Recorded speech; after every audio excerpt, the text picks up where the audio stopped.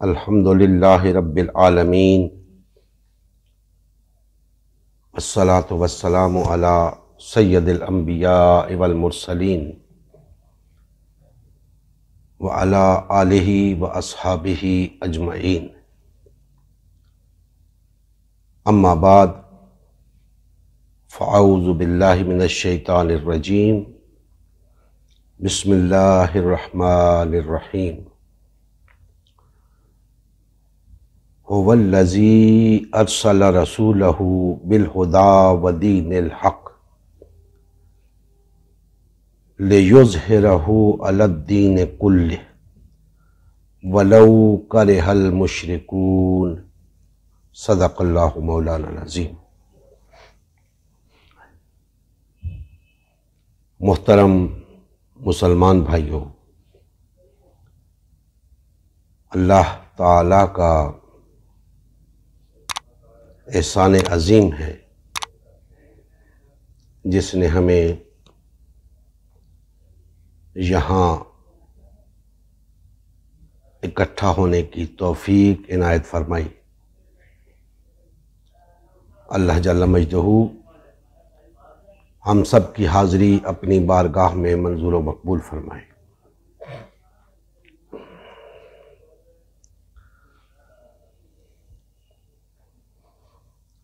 میں نے آپ کے سامنے سورہ الصف کی آیت نمبر 9 کی تلاوت کا شرف حاصل کیا ہے۔ کوشش کروں گا کہ اس آیہ مقدسہ کی روشنی میں ایک دو ایسے نکات آپ بھائیوں کے سامنے رکھوں، بالعموم عامۃ المسلمین کے سامنے رکھوں، تاکہ ہمیں صحیح تصور دین سے آگاہی ہو سکے اور اس تصور دین کو اپنا کر ہم اپنا مقصد زندگی حاصل کر سکیں۔ اللہ جل مجدہ نے ارشاد فرمایا، وہ اللہ جس نے اپنے رسول کو ہدایت اور دین حق دے کر بھیجا تاکہ اس دین کو تمام ادیان پر غالب کر دے،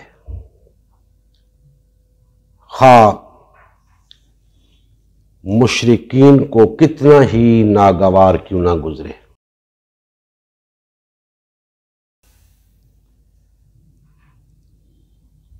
آج جو بات آپ بھائیوں کے سامنے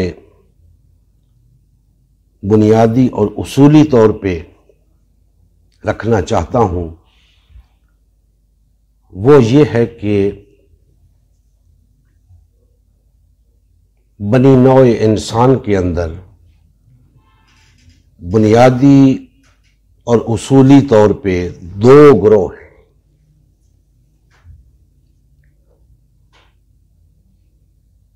ہمیشہ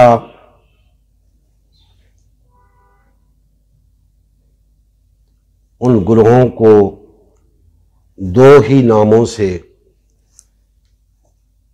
پکارا جاتا ہے، پہچانا جاتا ہے، یاد کیا جاتا ہے۔ کبھی حق اور باطل کے نام سے،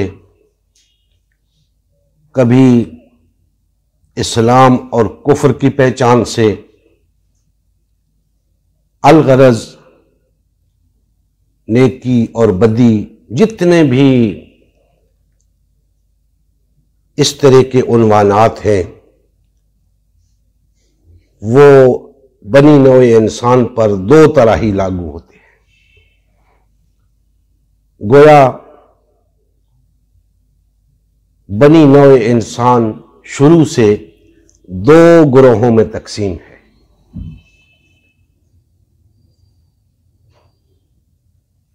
اللہ جل مجدہ نے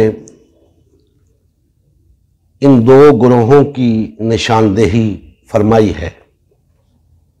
نہ صرف نشاندہی فرمائی ہے بلکہ ان دونوں گروہوں کو متعدد حوالوں سے بالکل الگ الگ کر کے بتایا ہے۔ ان کی الگ الگ پہچان بتائی ہے، ان کا الگ الگ کردار بتایا ہے، ان کی الگ الگ حیثیت بتائی ہے۔ ان دو گروہوں میں سے ایک گروہ اللہ کا گروہ ہے اور دوسرا گروہ شیطان کا گروہ ہے، طاغوت کا گروہ ہے۔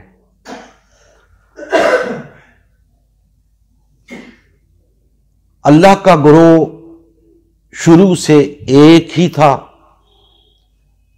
ایک ہی رہا، ایک ہی ہے اور ایک ہی رہے گا، جبکہ شیطان کے گروہ ہمیشہ ایک سے زیادہ رہے، آج بھی ایک سے زیادہ ہیں، آئندہ بھی ایک سے زیادہ ہوں گے، لیکن اللہ جل مجدہ نے اپنے گروہ کے سوا تمام گروہوں کو ایک گروہ قرار دیا ہے۔ سوال یہ پیدا ہو سکتا ہے کہ اگر اللہ کا گروہ ایک ہے تو شیطان کا گروہ بھی ایک ہی ہونا چاہیے۔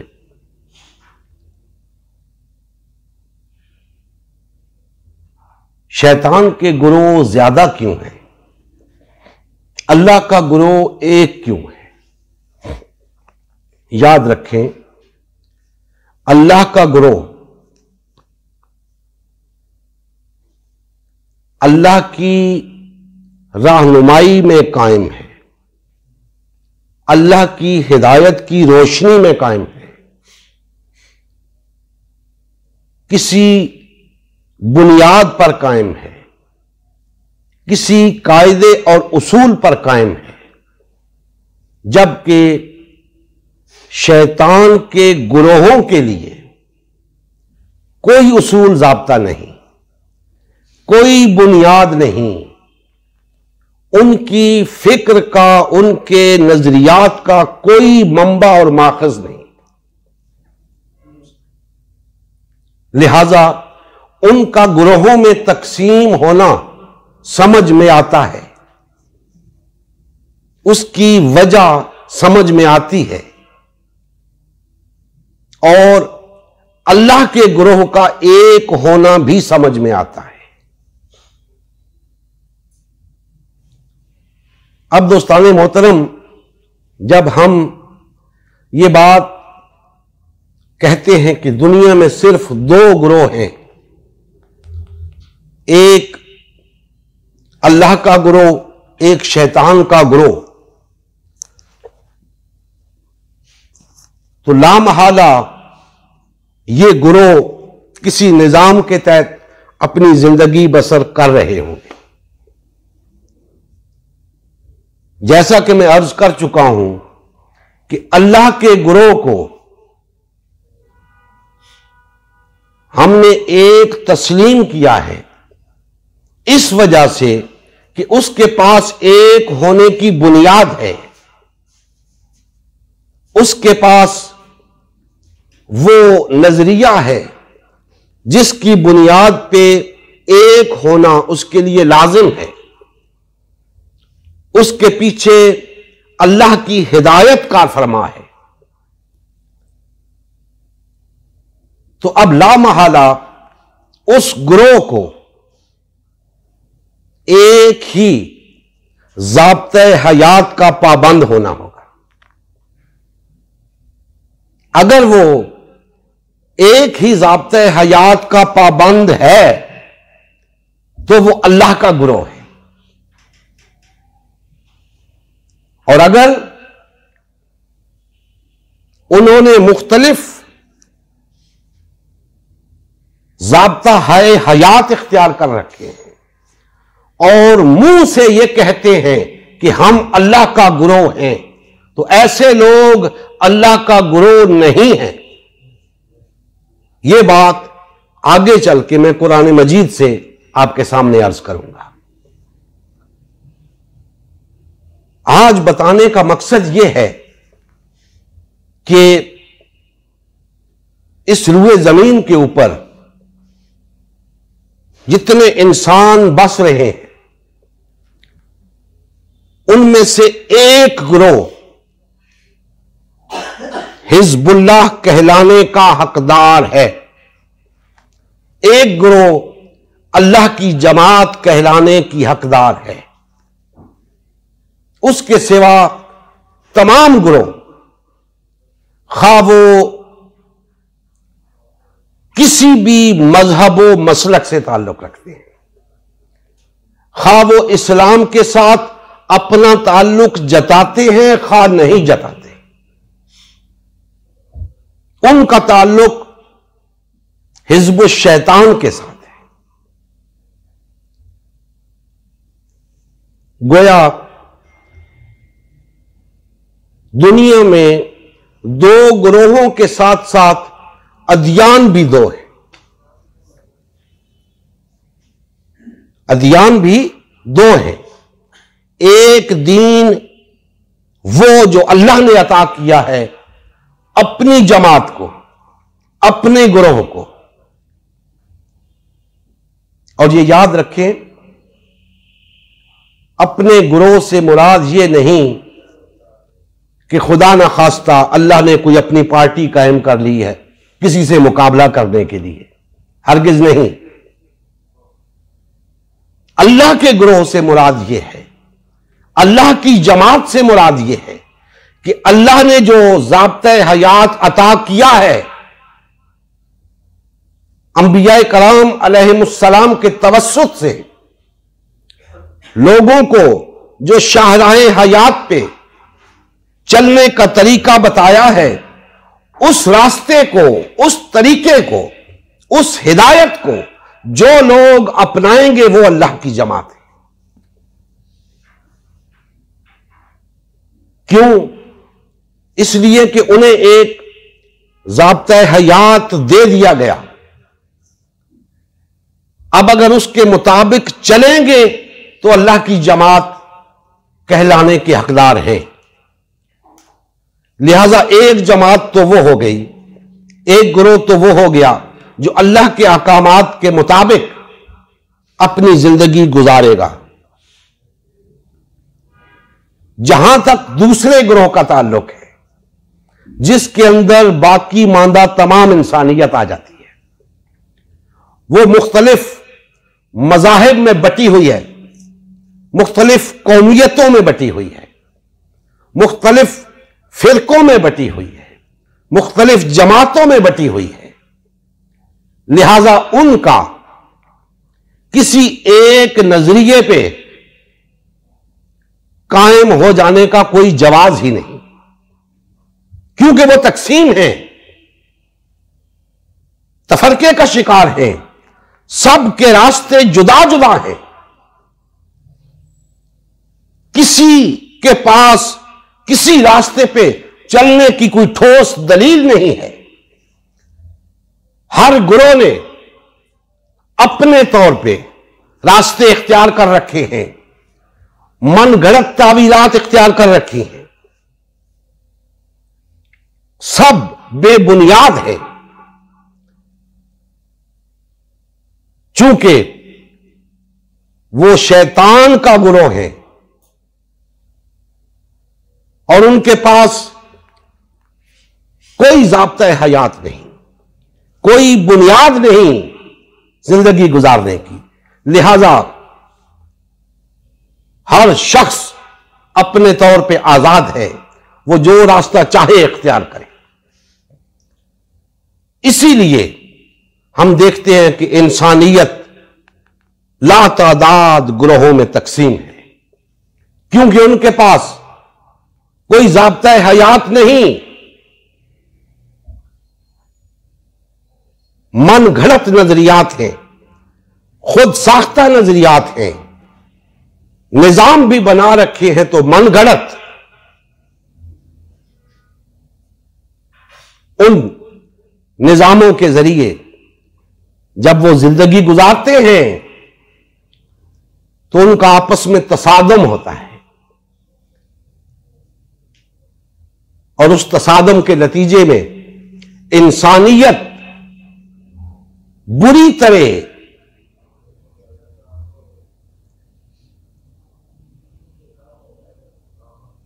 ظلم کی چکی میں پستی ہے، ناانصافی کا شکار ہوتی ہے، اور اسے کوئی راہ حیات میسر نہیں آتی۔ لہذا انسان آپس میں لڑتے ہیں، قوموں کی شکل میں، مذاہب کی شکل میں، اور ایک تصادم کی فضا پیدا ہوتی ہے، امن و امان کا مسئلہ پیدا ہوتا ہے، اور ایک جنگ شروع ہو جاتی ہے۔ اللہ کی جماعت، اللہ کا گروہ جس نظام کے تحت زندگی گزار رہا ہوتا ہے، اس نظام کو نہ صرف اس نے خود اپنانا ہوتا ہے بلکہ تمام انسانیت کو اس نظام کے زیر اثر لانا ہوتا ہے، تاکہ انسانیت پر امن زندگی بسر کر سکے، انسانیت کو عدل میسر آ سکے، انصاف میسر آ سکے۔ لیکن وہ شیطانی گروہ جب ان کو طاقت حاصل ہوتی ہے، اقتدار حاصل ہوتا ہے، کسی قانون ضابطے کے وہ پابند نہیں ہوتے، لہذا ان کی کوشش یہ ہوتی ہے کہ اللہ کے گروہ کو، اللہ کی جماعت کو دبا کے رکھا جائے، اسے ابھرنے نہ دیا جائے، کہ اگر یہ جماعت، اللہ کا یہ گروہ طاقتور ہو گیا، ابھر کر سامنے آ گیا، تو پھر طاغوتی طاقتوں کا، طاغوتی جماعتوں کا کچھ نہیں بچے گا، شیطان کے گروہوں کا کچھ نہیں بچے گا۔ لہذا وہ اس مقصد کے لیے مختلف الخیال ہوتے ہوئے بھی اللہ کی جماعت کے خلاف اکٹھے ہوتے ہیں۔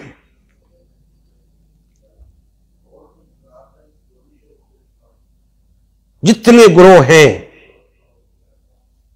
انسانیت جتنے گروہوں میں تقسیم ہے، ان سب کے پیچھے وہ نظریات ہیں جن کی کوئی بنیاد نہیں، سوائے مسلمانوں کے، سوائے اس گروہ کے جو اللہ کی جماعت کہلانے کا حقدار ہے۔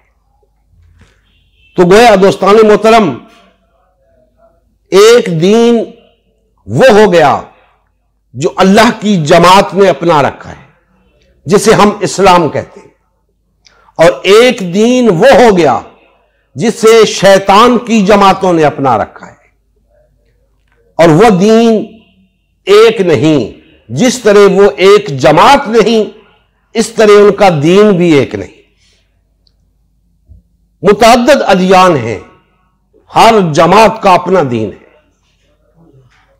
گویا ایک طرف ایک جماعت اور ایک دین ہے، اور دوسری طرف بے شمار جماعتیں اور بے شمار ادیان ہیں۔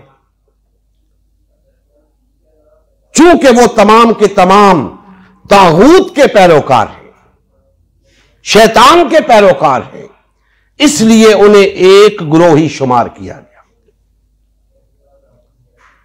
اب دوستان محترم، آپ کہیں گے کہ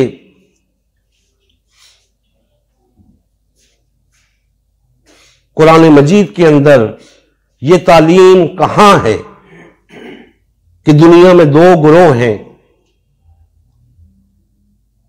ایک اللہ کا گروہ، ایک شیطان کا گروہ؟ تو اللہ جل مجدہ نے سورہ المجادلہ میں اس حقیقت کو بیان فرمایا ہے، اور وہاں پہ سورہ المجادلہ کے اندر ان دونوں گروہوں کا ذکر فرمایا ہے، حزب الشیطان کا بھی اور حزب اللہ کا بھی۔ لیکن یہاں میں جو بات آپ کو سمجھانا چاہتا ہوں وہ یہ ہے کہ بالعموم یہی سننے میں آتا ہے کہ جو لوگ غیر مسلم ہیں، جو لوگ کافر ہیں، وہ حزب الشیطان ہیں۔ ایسا ہی سنا گیا کہ چونکہ وہ اللہ کو نہیں مانتے، شیطان کے پیروکار ہیں، طاغوت کی پیروی کرتے ہیں، اس کی عبادت کرتے ہیں، اس لیے وہ حزب الشیطان ہیں۔ لیکن جب میں نے سورہ مجادلہ کا مطالعہ کیا تو یہ بات میری سمجھ میں آئی کہ یہاں تو غیر مسلموں کو اور کفار کو حزب الشیطان قرار نہیں دیا گیا، یہاں پہ ان لوگوں کا تذکرہ ہے جو مومن ہونے کا دعویٰ کرتے ہیں، ایمان لانے کا دعویٰ کرتے ہیں۔ اللہ پاک نے فرمایا کہ اے نبی صلی اللہ علیہ وآلہ وسلم، یہ آپ کے سامنے قسمیں کھاتے ہیں، اپنے مومن ہونے کی قسمیں کھاتے ہیں، آپ کو یقین دلاتے ہیں، لیکن یہ مومن نہیں ہیں، جھوٹ بولتے ہیں۔ اللہ کے پاس جب یہ پہنچیں گے وہاں بھی قسمیں کھائیں گے، اے اللہ تیری قسم ہم مومن تھے۔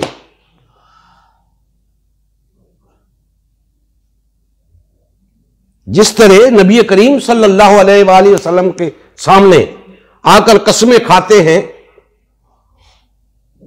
کہ اے اللہ کے رسول آپ یقین کریں ہم مومن ہیں، ہم آپ کو اللہ کا رسول مانتے ہیں، اللہ کو اپنا الہ مانتے ہیں، قسم کھاتے ہیں ہم مومن ہیں۔ تو اللہ پاک فرما رہے ہیں کہ یہ قیامت کے دن بھی جب آئیں گے تو قسمیں کھائیں گے، حالانکہ اللہ تو ہر بات کو جانتا ہے، دلوں کے اندر گزرنے والے خیالات کو بھی جانتا ہے، لیکن اللہ کے سامنے بھی قسمیں کھائیں گے کہ اللہ ہم تو مسلمان تھے، ہم تو مومن تھے، ہمارا یقین کریں۔ اللہ پاک نے فرمایا کہ نہیں، یہ لوگ تو حزب الشیطان ہیں، اور حزب الشیطان خسارے میں رہنے والا ہے۔ اس کے بعد پھر حزب اللہ کی بات کی اور فرمایا یہ اللہ کا گروہ ہیں جو فائدے میں رہنے والے ہیں۔ دوستان محترم، کہنے کا مقصد یہ ہے کہ ہم بحیثیت مسلمان بہت بڑی خوش فہمی کا شکار ہیں کہ اگر ہم نے کلمہ پڑھ لیا ہے تو بس ہماری بخشش کا سامان ہو گیا۔ ایسا نہیں ہے، بخشش کے لیے بہت کچھ کرنا پڑے گا۔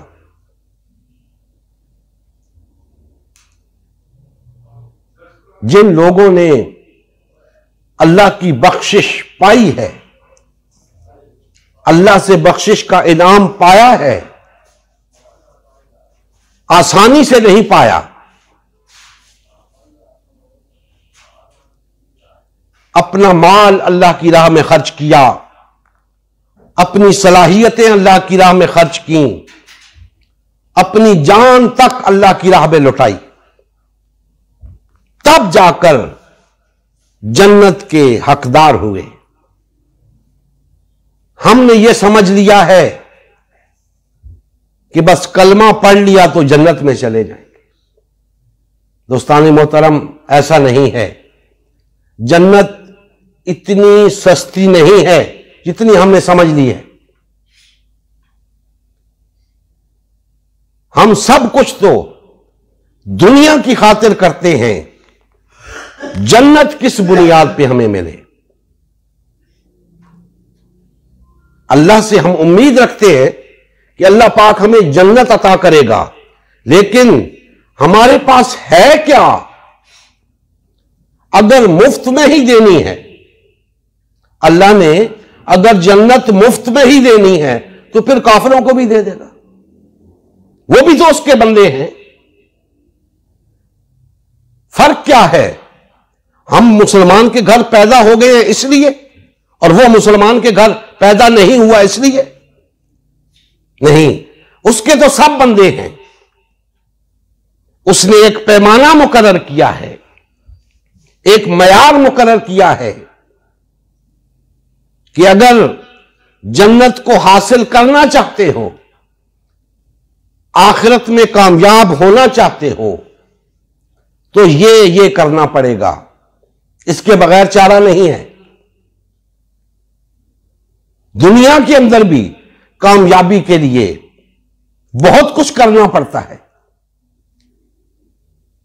ہم دیکھتے ہیں آئے روز حکومتیں بنتی ہیں، الیکشن ہوتے ہیں، تو کیا کچھ نہیں کرتے لوگ کامیابی حاصل کرنے کے لیے۔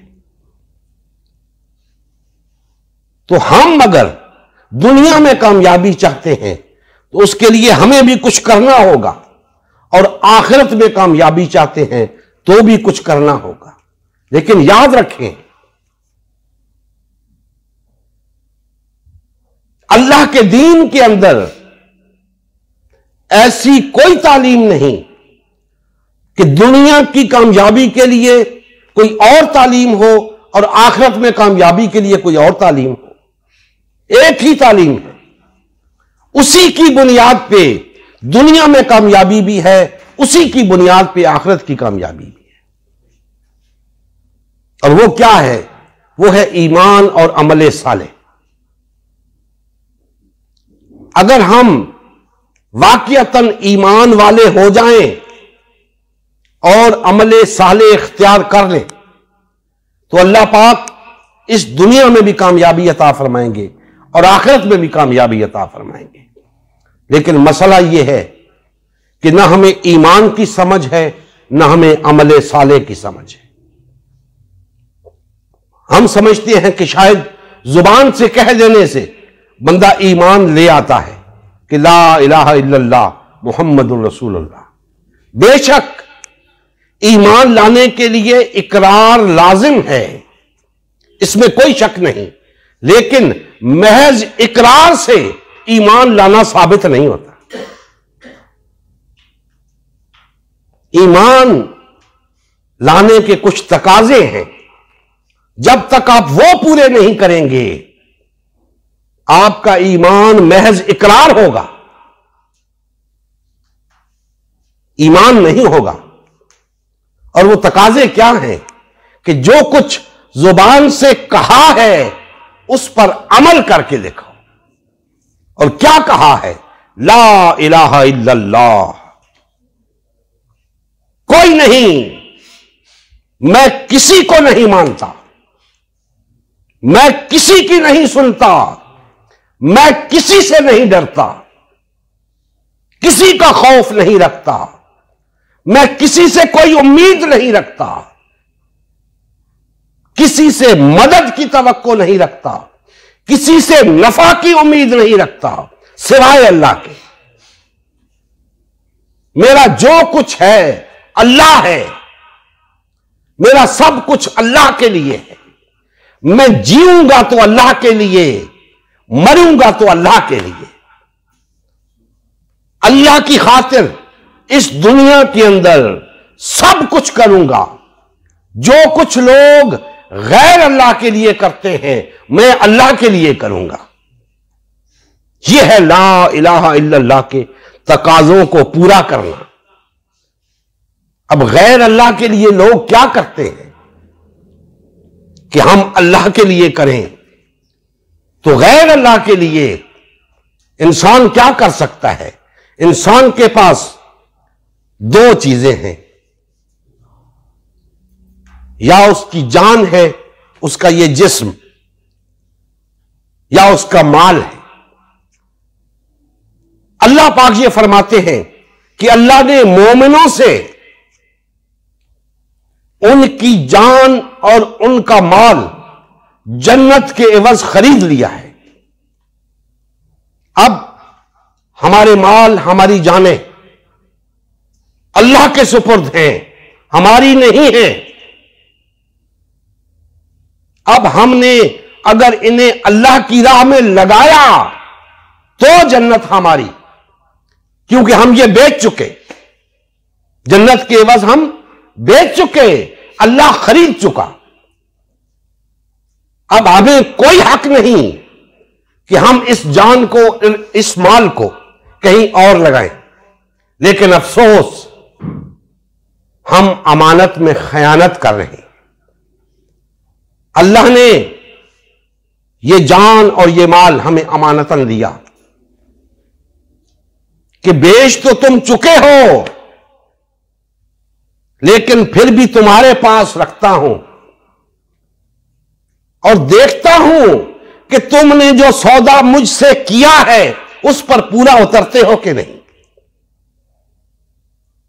اب یہ ہمارا امتحان ہے کہ جو جان اور جو مال ہم جنت کے عوض اللہ کو دے چکے ہیں، کیا ہم واقعتاً اللہ کو دے چکے ہیں؟ کیا ہم واقعتاً اپنی جان اور اپنا مال اللہ کے لیے لگا رہے ہیں؟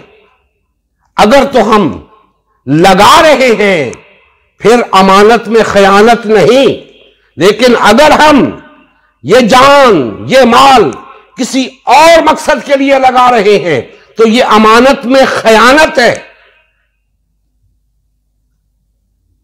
اور ایسے لوگوں کا وہ سودا ختم ہے جو انہوں نے کلمہ پڑھ کر کیا تھا کہ اللہ آج کے بعد نہ یہ جان میری نہ یہ مال میرا۔ تو اللہ نے فرمایا ٹھیک ہے میرے بندے، آج کے بعد یہ جان تیری اور یہ تیرا مال یہ میرا ہے، پھر بھی تیرے پاس ہی رہنے دیتا ہوں، جنت تیری ہوئی، لیکن یاد رکھنا میری اس امانت میں خیانت نہ کر۔ ہم نے کیا کیا؟ جان اللہ کی، مال اللہ کا، یہ تو تھا ہی اللہ کا، یہ تو عطا ہی اسی نے کیا تھا، اس کے باوجود اس نے خریدا ہم سے۔ پہلے دیا اسی نے دیا، جان بھی اسی نے دی، مال بھی اسی نے دیا، پھر کہا اے بندے کیا یہ جان اور مال بیچتے ہو؟ جس نے کہا ہاں بیچتا ہوں، اللہ نے فرمایا جا، تجھے اس کے بدلے میں نے جنت دی۔ اب دوستان محترم، جو جان اور جو مال ہے ہی اللہ کا، وہی اسے لوٹانا ہے، بدلے میں جنت ملے گی۔ اور یاد رکھیں اگر یہ اسے نہ لوٹایا تو یہ پھر بھی ہماری نہیں رہے گی، نہ جان ہماری رہے گی نہ مال ہمارا رہے گا، تو کیوں نہ اسے لوٹایا جائے۔ اور اسے لوٹانے کا طریقہ کیا ہے؟ یہ جان اور مال جو ہم نے بیچ دیے ہیں اللہ کو، یہ اللہ کو دینے کا طریقہ کیا ہے؟ دوستان محترم،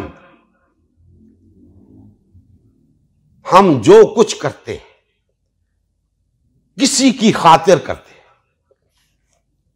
اپنی توانائیاں کسی مقصد کے لیے استعمال کرتے ہیں، اپنی صلاحیتیں کسی مقصد کے لیے استعمال کرتے ہیں، اپنا مال کسی مقصد کے لیے استعمال کرتے ہیں۔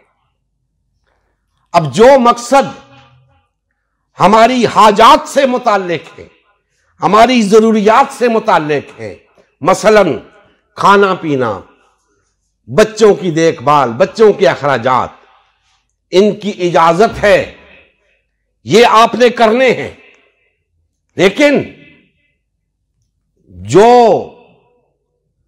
جو کام آپ کسی اور کے لیے کریں گے، جو اللہ کے لیے کرنا چاہیے تھا، تو پھر یہ آپ امانت میں خیانت کریں گے۔ اب وہ ایسے کام کون سے ہیں جو ہمیں اللہ کے لیے کرنے چاہیے لیکن ہم غیر اللہ کے لیے کرتے ہیں؟ یہ بات ہمیں سمجھنے کی ضرورت ہے۔ تو دوستان محترم، یاد رکھیں، جب ہم کلمہ پڑھتے ہیں تو ہم اس بات کا اقرار کرتے ہیں، اللہ سے اس بات کا عہد کرتے ہیں کہ اے اللہ، میں نے تجھے اپنا حاکم تسلیم کیا ہے، میں نے تجھے اپنا بادشاہ تسلیم کیا ہے، اب میں تمام روئے زمین کے اوپر تیری حاکمیت کو قائم کرنے کے لیے جنگ لڑوں گا، جد و جہد کروں گا، کوشش کروں گا، اس کے لیے اپنی صلاحیتیں صرف کروں گا، اپنی توانائیاں صرف کروں گا، اپنا مال صرف کروں گا۔ اور اگر یہ دعویٰ کرنے والے سب کے سب یہ کام کرنے لگ جائیں، اپنے عہد کو پورا کرنے لگ جائیں، تو اس روئے زمین کے اوپر اللہ کی حاکمیت قائم ہو جائے۔ لیکن ہم کرتے کیا ہیں؟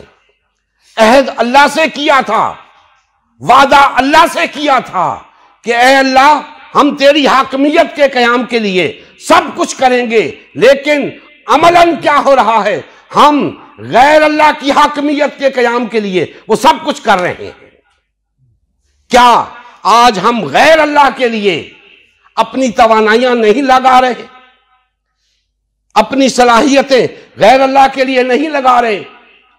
کوئی کسی کو اقتدار تک پہنچانے کے لیے اپنی صلاحیتیں صرف کر رہا ہے، کوئی کسی اور کو اقتدار تک پہنچانے کے لیے اپنی توانائیاں صرف کر رہا ہے، اپنا مال خرچ کر رہا ہے، دن رات محنت کرتا ہے اپنے جیسے انسان کو حاکم بنانے کے لیے۔ چاہیے تو یہ تھا کہ اللہ کو اپنا حاکم بنانے کے لیے یہ محنت کرتا، یہ کام کرتا، لیکن ہوا کیا کہ اس نے اپنے جیسے انسانوں کو حاکم بنانے کے لیے جد و جہد شروع کر دی، اپنا مال لگاتا ہے، اپنا وقت لگاتا ہے، دن رات ان کے لیے محنت کرتا ہے۔ تو یہ اللہ کے ساتھ بغاوت ہے، یہ بد عہدی ہے، اس عہد کو توڑنا ہے جو لا الہ الا اللہ کہہ کر قائم کیا تھا۔ دوستان محترم، آج ضرورت اس امر کی ہے کہ ہم سب جنہوں نے اللہ سے عہد کر رکھا ہے، لا الہ الا اللہ کہہ کر اللہ سے عہد کر رکھا ہے کہ اے اللہ، میں اس روئے زمین کے اوپر تیری حاکمیت کو قائم کرنے کے لیے تن من دھن کی بازی لگا دوں گا، سب کچھ کروں گا، اپنا مال بھی لٹاؤں گا، اپنا وقت بھی دوں گا، اور دینی پڑی تو جان بھی دوں گا۔ ضرورت اس امر کی ہے کہ ہم اس عہد کو نبھائیں۔ ان سیاسی رہنماؤں اور مذہبی پیشواؤں نے ہمارے کام نہیں آنا۔ یاد رکھیں، یہ قیامت کے دن مکر جائیں گے، یہ کہیں گے اے اللہ، ہم نے تو ان سے نہیں کہا تھا کہ ہمیں حاکم بنانے کے لیے ہمارا ساتھ دو، ہمارے لیے وہ کچھ کرو جو اللہ کے لیے کرنا چاہیے۔ وہ تو یہ کہہ کر جان چھڑا جائیں گے، لیکن وہ لوگ پھنس جائیں گے جنہوں نے ان لوگوں کو اقتدار کی منزل تک پہنچایا۔ ان سے پوچھا جائے گا کہ تم نے تو عہد کیا تھا کہ میں اللہ کی زمین پر اللہ کا نظام لانے کے لیے جد و جہد کروں گا، کیا کیا تم نے؟ کسی شخص کے پاس جواب نہیں ہوگا۔ کیوں نہیں ہوگا؟ کچھ کیا ہی نہیں، جواب کیا ہوگا؟ ہر شخص اپنے گریبان میں جھانکے کہ اللہ کے دین کے غلبے کے لیے اس نے کیا کیا ہے؟ کچھ نہیں۔ لیکن ان سیاسی جماعتوں کو مسند اقتدار تک پہنچانے کے لیے آپ نے بہت کچھ کیا ہے، ہر شخص جانتا ہے۔ اگر اور کچھ نہیں کیا، ووٹ تو دیا ہے نا۔ اگر پیسے نہیں لگائے، ووٹ تو دیا ہے نا۔ اگر وقت نہیں لگایا، ووٹ تو دیا ہے نا۔ اللہ کے لیے تو کچھ بھی نہیں کیا، سب کچھ ان کے لیے کیا ہے، اور محض ووٹ نہیں، لوگوں نے دن رات محنت کی ہے، لوگوں نے جیلیں کاٹی ہیں ان کے لیے، لوگوں نے پھانسیاں بھگتی ہیں ان کے لیے، کوڑے کھائے ہیں ان کے لیے۔ کیا اللہ کے لیے بھی کبھی ایسا کیا؟ نہیں۔ کہاں گیا تمہارا عہد؟ کہاں گیا وہ وعدہ جو تم نے لا الہ الا اللہ کہہ کر کیا تھا؟ دوستان محترم، غور طلب ہے یہ بات۔ ہر شخص اپنے گریبان میں جھانکے اور دیکھے کہ وہ اللہ کے لیے جی رہا ہے یا غیر اللہ کے لیے جی رہا ہے۔ اسے خود پتا چل جائے گا وہ کس مقام پہ کھڑا۔ اور اگر اسے نظر آ جائے کہ وہ غلط مقام پہ کھڑا ہے تو صحیح مقام کی طرف لوٹ آئے، اللہ کی طرف لوٹ آئے، اللہ کے رسول کی طرف لوٹ آئے۔ اسی میں اس کی بقا ہے، اسی میں اس کی نجات ہے۔ دوستان محترم، ہم نے یہ جد و جہد جو شروع کی ہے امت مسلمہ کی تشکیل نو کی، تو اسی لیے کی ہے کہ مسلمان وہ سبق بھول چکا جو اللہ اس کے رسول نے اسے دیا۔ ہم اسے وہ سبق یاد دلا رہے ہیں کہ اے مسلمان، تو غیر اللہ کی حاکمیت کے قیام کے لیے پیدا نہیں ہوا، اللہ کی حاکمیت کے قیام کے لیے پیدا ہوا ہے۔ ہوش کے ناخن لے، بیدار ہو جا، اٹھ کھڑا ہو اللہ کی حاکمیت کے قیام کے لیے۔ اس دعوت کو، اس پیغام کو گھر گھر پہنچائیں، ہر شخص تک پہنچائیں، اور انہیں بتائیں کہ بھائیو، غلط راستے پہ جا رہے ہو، سراسر گھاٹے کا سودا کر رہے ہو، اللہ کی دی ہوئی امانت میں خیانت کر رہے ہو، اللہ سے کیا ہوا عہد توڑ رہے ہو، کیا توقع لگائے بیٹھے ہو اللہ سے؟ اللہ نے یوں ہی جنت میں نہیں بھیجنا، جہنم کو بھی بھرنا ہے۔ اعمال سب کے سامنے ہے تمہارے، اللہ بھی دیکھ رہا ہے، تم بھی دیکھ رہے ہو، لوگ بھی دیکھ رہے ہیں۔ تمہارے اعمال تو ایسے نہیں کہ کسی انعام کی توقع کی جائے۔ کون سا غلط کام ہے جو آج مسلمان نہیں کر رہے؟ کون سی برائی ہے جس میں مسلمان مبتلا نہیں؟ پھر کس امید پر بیٹھے ہیں؟ کیا توقع لگا کے بیٹھے؟ ہم اس لیے کہہ رہے ہیں کہ بھائیو ہم کمزور ہیں، ناتواں ہیں، گناہگار ہیں، لیکن جو کچھ کر سکتے ہیں وہ تو کریں نا۔ جو کچھ ہم غیر اللہ کے لیے کر رہے ہیں وہ اللہ کے لیے کیوں نہیں کرتے؟ کوئی اضافی کام نہیں، کوئی ایڈیشنل ڈیوٹی نہیں، وہی کچھ کرنا ہے جو غیر اللہ کے لیے کر رہے ہیں، وہی اللہ کے لیے کرنا ہے۔ لیکن شیطان اس طرح مسلط ہو چکا ہے مسلمانوں کے اوپر کہ وہ اللہ کی طرف آنے ہی نہیں دیتا۔ شیطان بڑا مکار ہے، چال باز ہے، اللہ کے نام پر لوگوں کو اللہ سے دور کر رکھا ہے، اللہ کے رسول کے نام پر لوگوں کو اللہ کے رسول سے دور کر رکھا ہے، دین کے نام پر لوگوں کو دین سے دور کر رکھا ہے۔ ہمیں دین کی طرف پلٹنا ہے۔ ہمارا دین وہ دین ہے جس کا دعویٰ ہے کہ لوگوں مجھے قبول کرو، تمہارے درمیان وحدت پیدا ہو جائے گی، تمہارے درمیان محبت پیدا ہو جائے گی، تمہارے درمیان اخوت پیدا ہو جائے گی۔ یہ ہمارے دین کا چیلنج ہے کہ لوگوں مجھے قبول کرو، تمہارے اندر یہ خاصیتیں پیدا ہو جائیں گی۔ آج اگر یہ خاصیتیں ہمارے اندر نہیں ہیں تو اس کا کیا مطلب ہے؟ واضح طور پہ اس کا یہ مطلب ہے کہ ہم نے دین کو قبول نہیں کیا۔ دین وہی ہے، دین کا دعویٰ وہی ہے، دین کا چیلنج وہی ہے، قصور ہے تو ہمارا ہے، ہم نے دین کو قبول نہیں کیا۔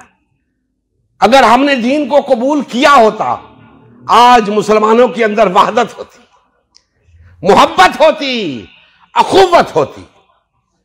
نہیں ہے، نہیں ہے، تفرقہ ہے، دلوں میں ایک دوسرے کے لیے نفرت ہے، کدورت ہے، بغض ہے، حسد ہے۔ لیکن واپس لوٹا تو جا سکتا ہے نا، واپس لوٹاؤ، دین کو صحیح روح کے ساتھ قبول کرو، ایک ہو جاؤ گے، بھائی بھائی بن جاؤ گے، نفرتیں ختم ہوں گی، ایک دوسرے سے محبت کرنے والے بن جاؤ گے۔ لیکن جب تک ایک دوسرے سے نفرت کرتے رہو گے، ایک دوسرے سے دور رہو گے، یاد رکھو دین کے قریب بھی نہیں گزرے تم، کیونکہ دین کا دعویٰ ہے، چیلنج ہے دین کا کہ مجھے قبول کرنے والے آپس میں بھائی بھائی ہوتے ہیں، ہو جاتے ہیں، بھائی بھائی بننا نہیں پڑتا، وہ بن جاتے ہیں۔ ایک دوسرے سے محبت کرنی نہیں پڑتی، وہ محبت ہو جاتی ہے۔ تو آج ہم دین سے دور ہیں، محض دین کا نام لیتے ہیں، اور دین کے نام پر شیطان نے ہمیں تفرقے میں مبتلا کر رکھا ہے، ایک دوسرے سے توڑ رکھا ہے، دور کر رکھا ہے۔ دین جوڑتا ہے، شیطان توڑتا ہے۔ ہم ٹوٹے ہوئے ہیں، پتہ چلا ہم شیطان کا شکار ہو چکے ہیں۔ جب ہم جڑ جائیں گے پتہ چل جائے گا ہم نے دین قبول کر لیا ہے۔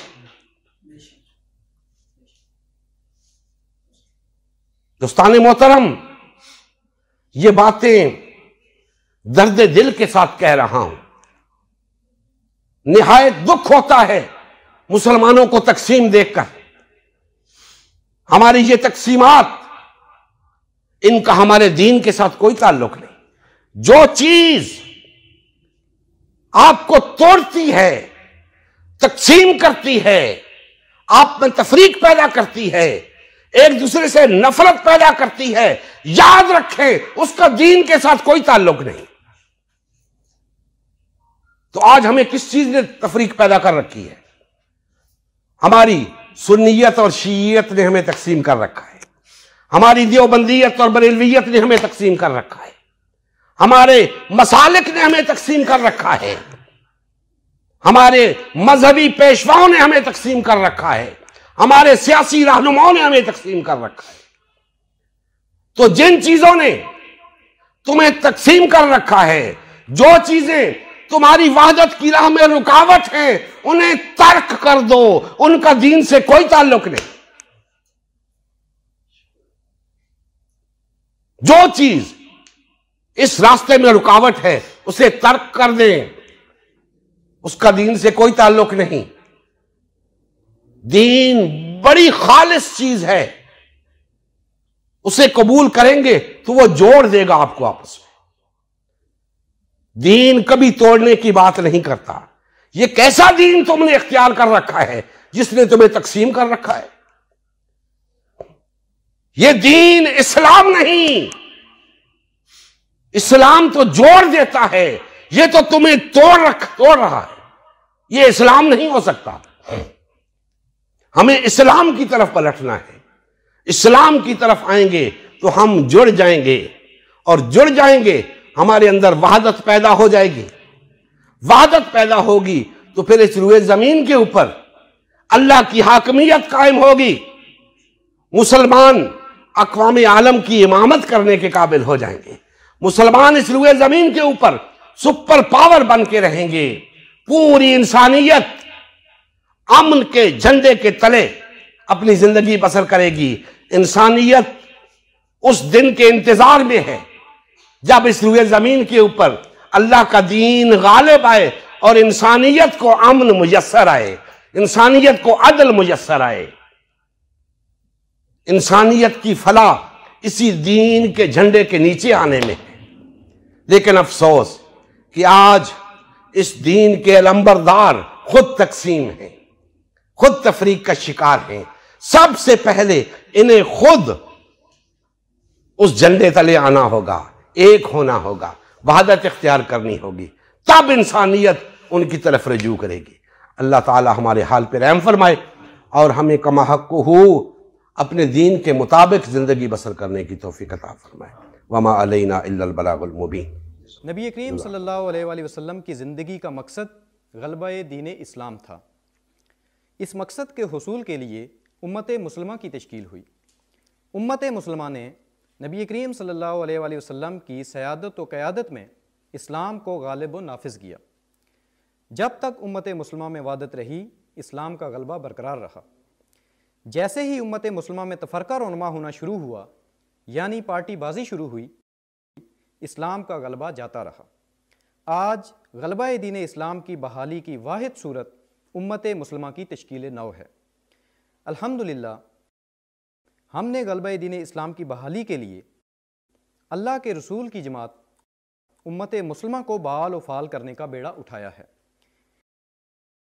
یہ ہمارا ہی نہیں، ہر کلمہ گو کا اولین فریضہ ہے کہ ہر قسم کے باطل اور طاغوتی نظام کے خلاف اٹھ کھڑا ہو اور غلبہ دین اسلام کی بحالی کے لیے فرقہ واریت اور پارٹی بازی سے کنارہ کش ہو کر صرف اور صرف امت مسلمہ کو بحال و فعال کرنے میں اپنا تن من دھن لگائے۔ اس مشن کا حصہ بن کر اپنا فرض منصبی ادا کیجیے، حق مسلمانی ادا کیجیے۔ مزید تفصیل کے لیے ہمارا یوٹیوب چینل امت مسلمہ سبسکرائب کریں، ہمارا فیس بک پیج امت مسلمہ کی تشکیل نو لائک کریں، اس پیغام کو زیادہ سے زیادہ شیئر کریں۔ سوال و جواب یا فیڈ بیک کے لیے ہمارا واٹس ایپ گروپ یا میسنجر گروپ جوائن کریں یا اس نمبر پر رابطہ کریں۔ نمبر اور تمام لنکس ڈسکرپشن میں بھی موجود ہیں۔ جزاک اللہ خیر۔